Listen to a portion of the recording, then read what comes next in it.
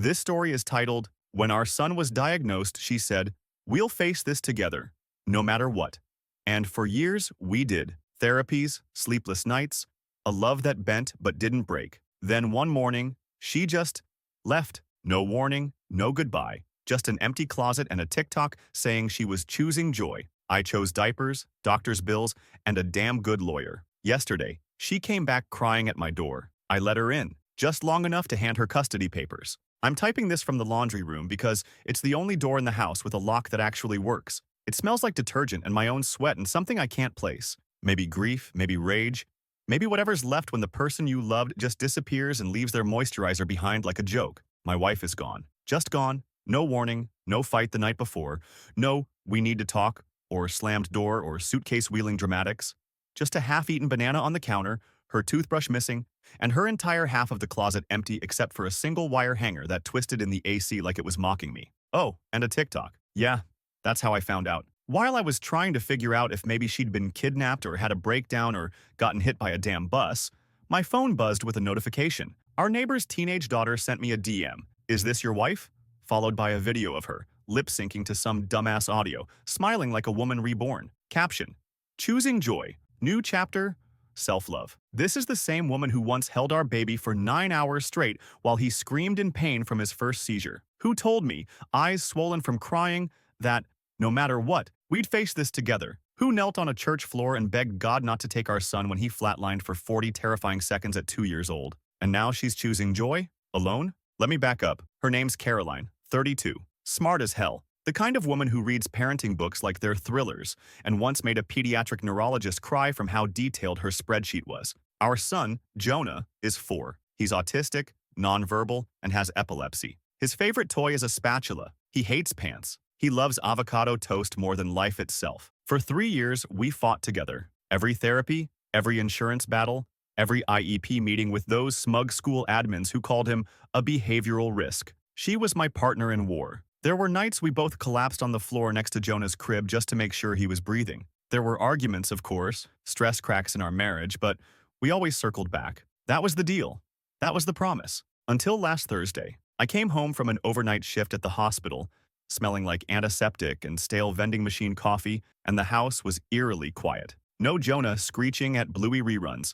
No Caroline singing some indie lullaby in the kitchen. I called her name once, twice. My voice bounced back hollow. I found Jonah in the living room in just a diaper, covered in marker, chewing on the damn spatula, happy as ever. No injuries, no signs of distress, because she hadn't even taken him. She left him, left us. I checked the garage. Her car was gone. Her keys? Missing. Our shared calendar? Wiped. She even logged out of the baby monitor app. Like she'd planned this. Like she'd prepared. And here's the sick part. I didn't cry. Not right away. I just started cleaning. Picking up her forgotten socks, folding the towel she left on the couch, scrubbing her lipstick stain off the coffee mug she abandoned on the nightstand. Then I opened the closet, and it hit me. That smell. Her smell. The way she always left her shoes mismatched. The worn hoodie she'd taken from me during her pregnancy and never gave back. Gone. Everything gone. I dropped to the floor and just sat there, feeling stupid and furious and hollow all at once. How do you grieve someone who isn't dead? Just decided you were a bad chapter they had to skip? She didn't even leave a note. Not a word. Just that TikTok. And here's the real kicker. Yesterday, 6 months and 3 court filings later, she showed up on my doorstep, crying, saying she'd made a mistake, saying she missed Jonah, saying she needed to reconnect with the part of herself that still believed in miracles. I let her in, just long enough to hand her the custody papers. We met at a bar neither of us liked. She was there for a friend's birthday. I was trying to survive my roommate's latest attempt to get me back out there after a bad breakup. Caroline was the kind of woman who made everyone around her feel like maybe they were more interesting than they really were. Big smile, messy bun, a laugh like she actually meant it. She asked what I did, and when I said I worked in pediatric nursing, she didn't do that thing people always do, tilt their head and say, "Aw, that must be so rewarding." She just said, "God bless you, man. Kids are gross." I married her 2 years later. We danced to a Bon Iver song no one could understand the lyrics to, and we were happy. Honestly, at least I thought we were. Caroline taught middle school science, the kind of teacher who let kids cry in her room during lunch and built volcanoes out of recycled Amazon boxes. We bought a tiny house with bad plumbing and big windows. Jonah came a year later, after 2 miscarriages and 1 terrifying pregnancy, where we held our breath until the 32-week ultrasound. He was perfect. Until, he wasn't. Or that's how it felt. First, he wasn't hitting his milestones. Then he stopped saying dada. Then the seizures started. That was the worst night of my life. Until last Thursday. We didn't sleep. Not just that night. Most nights. Caroline turned into someone fierce. She had binders full of doctor notes, fought with insurance reps for fun, once stood in a neurologist's office and said, "I don't need you to comfort me.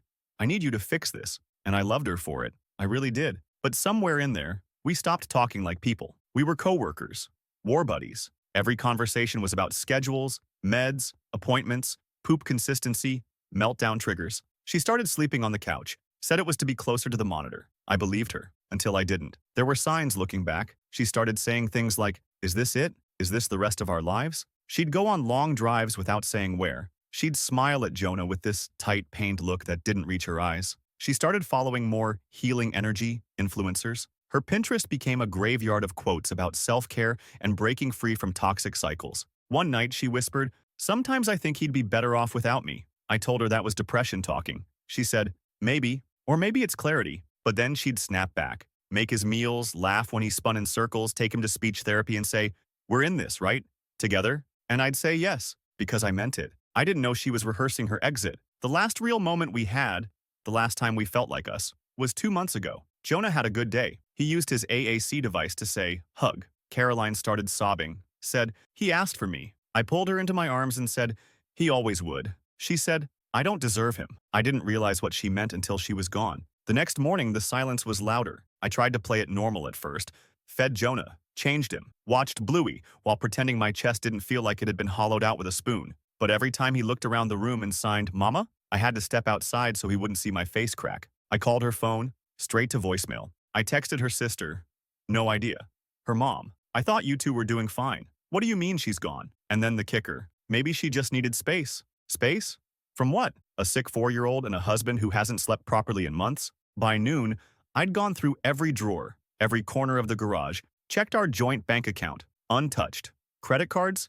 Inactive. She hadn't taken a single dollar. Just herself, her clothes, her journal, and the cat. I filed a missing person report, told them everything, even the TikTok. The officer looked at me like I was stupid and said, "Doesn't sound missing. Sounds like she left." He wasn't wrong. And yet, how do you tell your son his mother didn't die, didn't get lost, didn't get sick? She just opted out? I stopped trying to call her after day 3. Jonah stopped signing for her after day 5. Her therapist emailed me, said Caroline had expressed a need to step back from caretaking roles to preserve her mental health, that she hoped I could respect her healing journey. I wanted to scream. Instead, I emailed back one sentence. I hope she heals quickly because her son still needs dinner. The worst part wasn't the work. I could handle the meds, the diapers, the tantrums, the bills. The worst part was sleeping next to the dent in the mattress where she used to curl up with one hand on my chest. I stayed busy, got a lawyer, started custody proceedings, not to block her, just to make things real. You don't get to walk away from your child and still send cards on his birthday like that's enough. Then, a week ago, the TikTok went viral. Her face smiling in the sun saying, "Sometimes joy is choosing yourself, even when it hurts others." I read the comments. All praise. "So brave. You're an inspiration. You don't owe anyone your suffering." I don't think anyone knew she had a son, because she never said, not once, in dozens of videos, just trauma, healing, rebirth. It felt like I was watching someone erase me in real time. That's when I printed the custody papers. Update 1. Okay, South did not expect this to blow up the way it did. I posted the first part mostly to vent, maybe get a few "wow dude that sucks" comments to keep me from screaming into a pillow. Instead, I got hundreds of messages. Support, DMs, even some wildly specific advice about custody law from someone named Depressed Paralegal Mom 42. Shout out, you're a queen. And then there were the other comments. The ones that stuck with me more than I expected. Like, "You sound angry. Maybe she was overwhelmed and you didn't notice." Or, "If she had to choose joy, how sad must she have been?" Or the truly brain-melting, "Are you sure your side of the story isn't just weaponized victimhood?" Weaponized victimhood. That's a new one. So let's address it because I've had 4 hours of sleep, a mug of cold coffee, and a full diaper to throw away, and this is the only kind of conversation I get to have lately that doesn't involve Cocomelon. Yes, I'm angry, but I'm not surprised. Caroline didn't just disappear. She unraveled right in front of me, and I kept trying to tape her back together with Post-its and Target snacks and quiet midnight pep talks. I begged her to go to therapy. She went. I begged her to take breaks. She did. I begged her to talk to me. She didn't. But she talked to TikTok. She built a whole second life online, a carefully curated montage of candles, coffee shops, and affirmations whispered into a ring light while her son learned to say more juice, using a laminated picture board I printed in our kitchen at 3 a.m. She gets followers. I get the bill from the occupational therapist and a meltdown over a banana being cut the wrong way. And I'm not bitter because I think parenting should be fair. It's not. I'm bitter because we promised. We agreed. And when it got hard, hard in the way that crushes your soul and warps your brain and makes you forget who you were, I stayed. She left.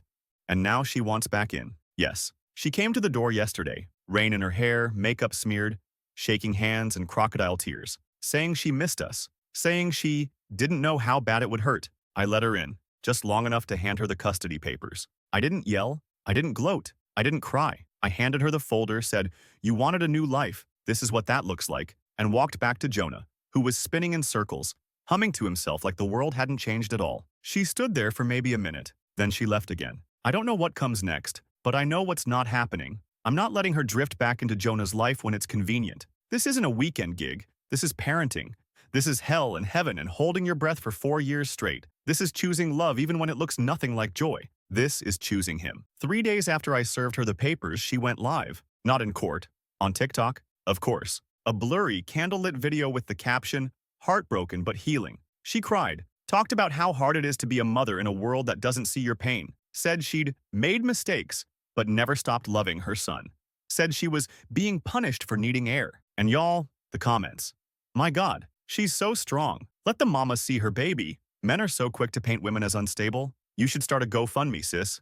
Get a lawyer. And my personal favorite, that man probably gave her postpartum depression and now wants to act like a saint. Cool. So, I guess being the parent who wipes poop off the walls counts as sainthood now? She never once said Jonah's name. Meanwhile, I had to reschedule his neurologist appointment because the office changed their billing system and she never updated her half of the contact forms. I spent an hour on hold while Jonah screamed because I wouldn't let him chew on the HDMI cable. I finally got him calm with his stuffed dinosaur, the one he calls Non Non, and we sat on the floor while her live stream played on my phone. It felt surreal, like I was watching a bad one-woman play based on my actual painful life. I thought, she's going to make this a circus, and I'm going to be the villain. She filed a response to the custody petition, contesting it. Not full custody. She doesn't want to be primary. She just wants equal access. Translation. She wants to drop in for the parts that look good in Instagram stories and vanish for the ones with diapers and meds and screaming. Her lawyer emailed mine a list of demands: weekly FaceTime with Jonah, bi-weekly visits, a neutral third party to supervise transitions, and, get this, joint decision-making authority on educational and medical matters. She hasn't attended a single IEP meeting in 6 months. Last time Jonah had a seizure, I called her from the hospital. She didn't answer, texted back 2 hours later. Can't do this. Too much. I'm sorry. But now she wants to decide what therapies he gets? I wanted to laugh. Instead, I called my lawyer and asked if we could request a GAL, guardian ad litem, for Jonah. Someone neutral. Someone who actually shows up. I also printed screenshots of her videos, of the comment threads, of the one where she said she had to leave to save herself from drowning in someone else's needs. Someone, our son. Then, because I'm petty and tired and running on exactly 3 hours of sleep and half a granola bar, I made Jonah a tiny cape out of an old t-shirt and clipped it onto Nonon. I dubbed the Justice Dinosaur, I told him. He squealed. I smiled. It was the first real smile I'd managed in a while. The courthouse smelled like lemon floor cleaner and quiet failure. Every divorce, every custody battle, every petty neighbor dispute, they all leave behind that same stale weight in the air. I walked in holding Jonah's medical binder like a damn life raft. Caroline showed up with lashes so long they brushed her glasses. She wore white. White. Like this was a christening and not a war. Her lawyer smiled too much. Mine didn't smile at all, which is why I hired her. They tried to delay. Of course they did. Something about needing more time to prepare statements. Caroline didn't even look at me, just kept wringing her hands and blinking dramatically like someone was filming. Actually, someone was. I caught the flash of a phone in the hallway as we left the courtroom after the hearing was continued. A girl in yoga pants and an empath vibes-only hoodie followed Caroline out, asking if she wanted to record a reflection. Meanwhile, Jonah was back home with my sister, screaming because his therapy swing broke and his applesauce was the wrong texture. I almost turned around right there and asked the judge if I could just show them the security footage from our house. The real movie. No filters. Just reality. Jonah trying to eat paper. Jonah banging his head against the wall. Jonah holding his stuffed dinosaur while mouthing that same one-note hum that means he's trying not to scream. Caroline wanted supervised visitation. The judge granted 1 session a week to start, pending review. She showed up that Saturday with a bag full of sensory toys she bought off Amazon and didn't even unwrap. Sat across the room from Jonah like she was visiting a stranger in a museum. Tried to hand him a xylophone. He ignored her. Spun in circles instead. Climbed into my lap and pressed his cheek against my chest. And then he did something I'll never forget. He looked at her. Just for a second. Straight on. No smile. No tears. Just a look. And then he signed, clear as day. All done. She froze. The supervisor nodded. Noted it. I just held Jonah tighter and whispered, "It's okay, buddy." She left in tears. Later, I found out she posted again. Some days the weight of regret is heavier than hope. With a picture of a toy she never even gave him. I stopped checking her page after that. Not because I didn't care, but because I finally realized she's not coming back. Not the version I loved. Not the woman who fought beside me. She left a long time ago. The TikTok account is just where she buried the body. Jonah turned 5 last week. We didn't throw a party. He doesn't do well with noise, and honestly, I didn't have it in me to paste on a smile and pretend everything wasn't on fire. I ordered his favorite meal, plain rice, mashed banana, and a single blueberry muffin. And we spent the evening in his blanket fort watching silent footage of jellyfish. His favorite. At some point, he curled up beside me and fell asleep mid-chew. That's when my phone buzzed. A message from a friend. "Dude, what the hell is this?" A link. Another TikTok. Caroline, standing in front of a balloon arch, surrounded by smiling strangers. Cake in the shape of a dinosaur. Caption, celebrating my son's 5th birthday with the tribe that kept me alive. Sometimes, the love we build is the family that truly shows up. I sat there in the fort, holding a sticky plate, watching her blow out fake candles for a kid she hadn't spoken to in 2 weeks. She didn't even ask if she could see him. No text, no call, no attempt. But she threw herself a party, and the internet ate it up. You're such a good mom. So brave. This is what healing looks like. I don't know what snapped in me exactly. Maybe it was the word tribe, maybe it was the balloon arch. But I stood up, stepped over a snoring Jonah, and walked into the kitchen. I poured a whiskey I didn't really want and sat at the table in silence, listening to the sound of the dishwasher hum. I thought, this is what real parenting is, not the highlight reel. The part after the credits when the mess still needs cleaning and the kid is asleep, but your soul won't let you rest. The next day I called my lawyer. I want full custody, no visitation. She paused. Are you sure? I've never been more sure of anything. She filed the paperwork that afternoon. Later that night, Caroline texted me. Just one message. How could you? I didn't reply. She called.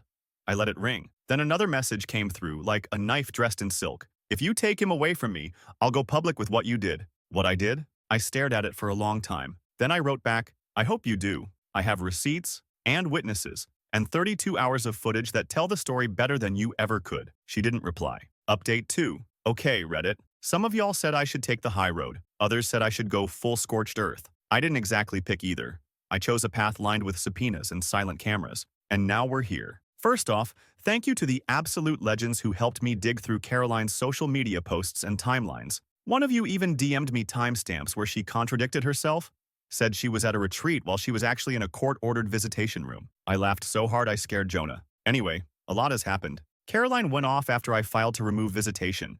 She posted a string of videos crying in her car, using Jonah's name for the first time. Suddenly he's her sweet boy, and she's fighting for him. But the moment she said his name, the moment she made him a hashtag, my lawyer pounced. She filed an emergency petition asking the judge to consider social media exploitation as a factor in custodial stability. We presented a 20-page packet, screenshots, video transcripts, every comment thread that turned our son into a martyr for Caroline's redemption arc. The judge didn't like it, not one bit. Temporary suspension of all visitation.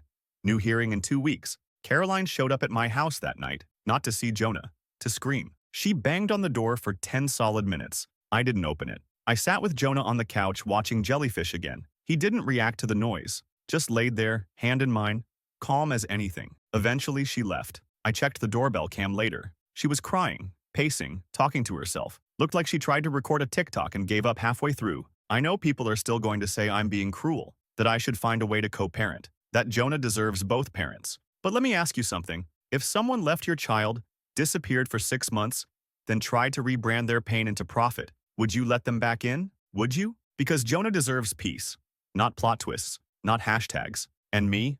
I'm just a dad. A tired, broke, emotionally beat-down dad who's finally learning that loving your child sometimes means being the villain in someone else's story. I'm okay with that.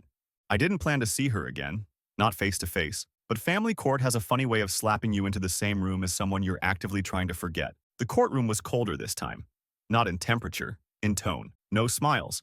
No fake, we're all just trying our best speeches. Just two people who used to share a bed now passing paperwork like they're negotiating a hostage release. She looked thinner, frailer, eyes puffy. Her once perfect curls were tied back like she couldn't decide whether to show up polished or pitiful. My lawyer presented everything. Timeline of abandonment, missed appointments, TikToks, DMS, a few texts she forgot to delete that made it clear she was planning to leave for months, planning a rebrand. Caroline's lawyer tried to pivot, said her social media presence was a therapeutic outlet, not exploitation, said the court should consider her personal trauma and unhealed grief. Then she stood up herself, asked to speak. I didn't expect what came next. She said she had postpartum psychosis, not right after Jonah was born, but delayed. Said she didn't realize it at the time. Said the depression, the numbness, the flashes of panic and need to escape, all symptoms. She said, I didn't leave because I didn't love him. I left because I thought if I stayed, I'd hurt him. The room went quiet. Even I didn't breathe. And for one moment, I almost let go of the rage. Almost. Until she said this. I documented my journey online to help other moms feel less alone. If I saved even one person, it was worth it. That's when my lawyer slid over a USB. Your Honor, she said, this is a voice recording. Caroline left it on our home assistant. Accidentally, I assume. It's dated the night before she left. We played it. Her voice. Talking to someone? A friend?